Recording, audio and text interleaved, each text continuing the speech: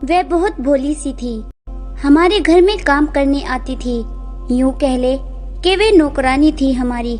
नेहा और उसकी माँ हमारे घर झाड़ू पोछा करने आती थी।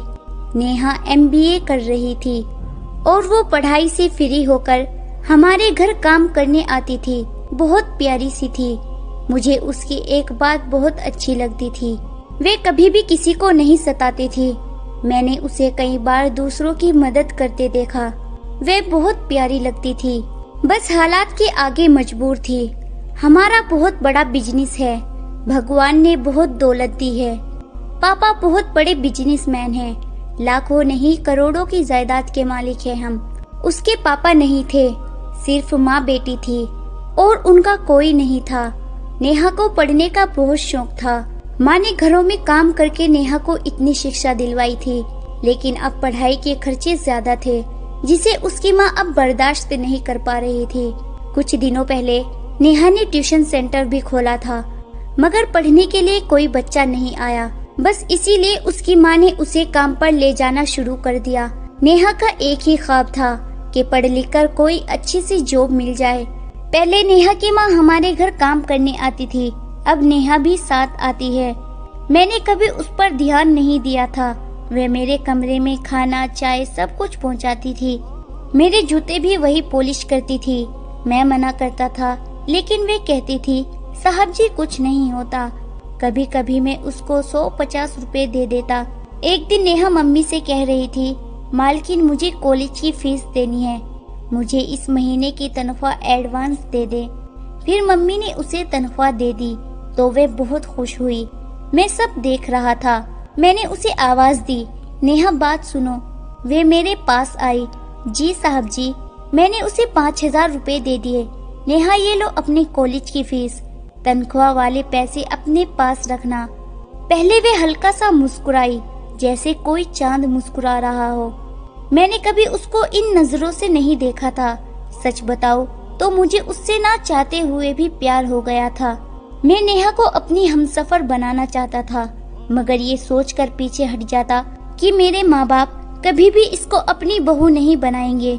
मेरे बाप का इतना बड़ा बिजनेस और ये एक नौकरानी, बस यही सोचकर चुप हो जाता। कुछ दिनों के बाद मेरे पापा ने मेरी मंगनी अपने एक दोस्त की बेटी से कर दी। मैंने बहुत कोशिश की कि किसी तरह पापा को बताऊं कि मैं नेहा को पसंद करता हूं, लेकिन हिम्मत ना हो पाती थी।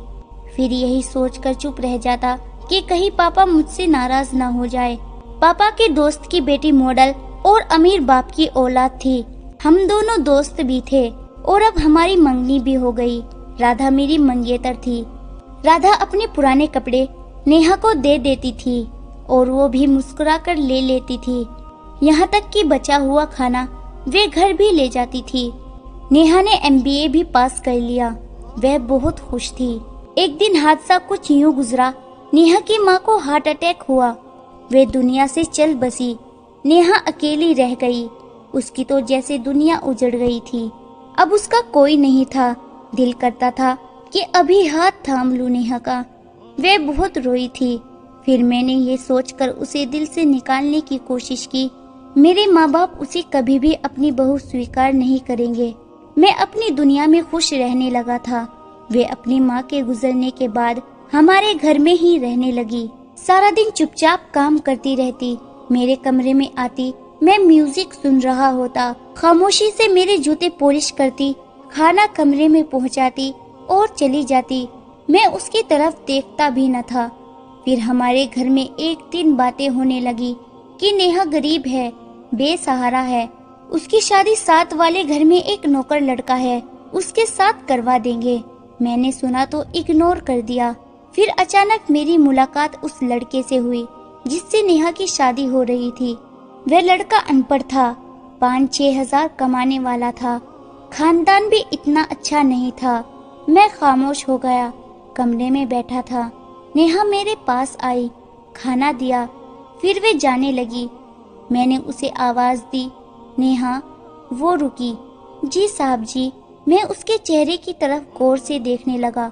वह बहुत खूबसूरत थी, बिल्कुल कोई शहजादी लग रही थी।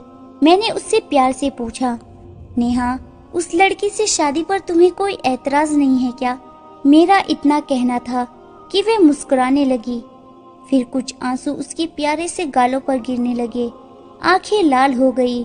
उसने कहा, माँ कहती थी मेरी बेटी को कोई शहजादा लेने आएगा, लेकिन माँ बस ख्वाब देखती थी।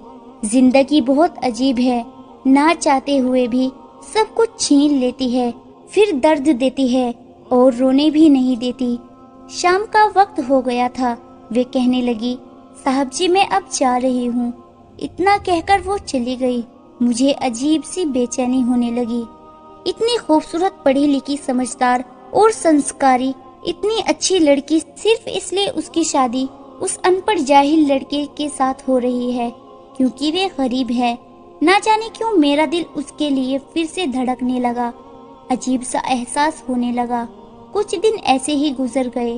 फिर एक दिन मैं घर आया तो उस दिन नेहा की शादी हो रही थी। फिर थोड़ी देर बाद फेरों का वक्त हो चुका था। राधा भी आई हुई थी। मैं राधा के साथ बातें कर रहा था। मेरा दिल तड़पने लगा। बार बार नेहा का चेहरा मेरे सामने आ रहा था। वे प्यारी सी लड़की भला क्यों कुर्बान की जा रही है? मुझसे अब बर्दाश्त नहीं हो रहा था कि वे किसी और की हो। मेरा दिल तड़प रहा था। वे दोनों फेरे के लिए खड़े हो गए थे कि मैंने कुछ सोचे समझे बिना ही नेहा का हाथ पकड़ लिया। सब मेरी तरफ देखने लगे। मैंने नेहा के सामने खड़े होकर कहा, नेहा तुम पढ़ी लिखी हो, समझदार हो, संस्कारी हो। मैं नहीं चाहता कि तुम इतनी बड़ी कुर्बानी दो। मैंने उसकी वही मंडप में मांग भर दी। मैंने उससे कहा, मैं तुमसे शादी करना चाहता हूँ। सब मेरी तरफ हैरानी से देखने लगे। मेरे माँ बाप और नेहा हैरान थे। उसकी आंखों से आंसू बह रहे थे। राधा भी पास खड़ी थी। राधा कुछ कहने लगी। मैंने उसे चुप कर दिया। मैंने राधा से रिक्वेस्ट करके उसे मना ली। मैंने वे मंगनी उसी वक्त तोड़ दी। राधा उसी वक्त चुपचाप अपने घर चली गई। नेहा को यकीन नहीं आ रहा था। मैं अपने माँ बाप की तरफ देख रहा था। उससे पहले कि मैं कुछ कहता, मेरे माँ बाप मेरी तरफ आए और मुझे सीने से लगाकर कहा, मुझे फक्र है तुम पर।